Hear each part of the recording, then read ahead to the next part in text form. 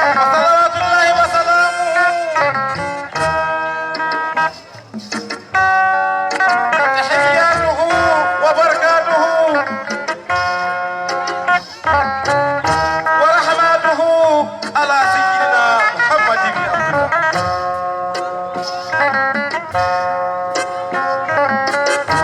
قد عاد مثل المسير سبت بعد متاربي لخالق خير الخلق هم له الأولى على بعضه فينا ومنا وقد على العرش ما أولى ساكن الألا حق عباد الله بالمجد والأولى ɗum ko tawi konen payan toon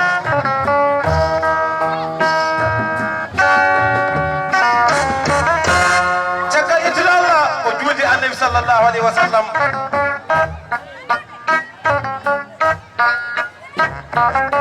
en jetti nene kono en jetti baba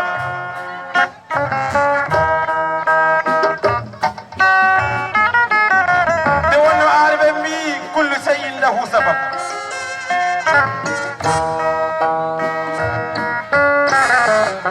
nde wonno arɓe mbi kullu sayin yawud ila aslihi daw goga kala ko jiiɗa e aduna ruttuɗo koye lesdi mum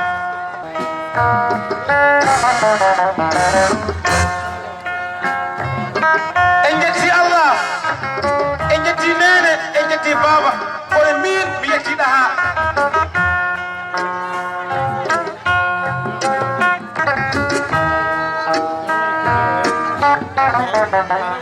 jettirmiɗa mineɗa hay goto anda koye mbimi baba mineɗa hay goto anda komin jiidi ɗum ko yettere Allah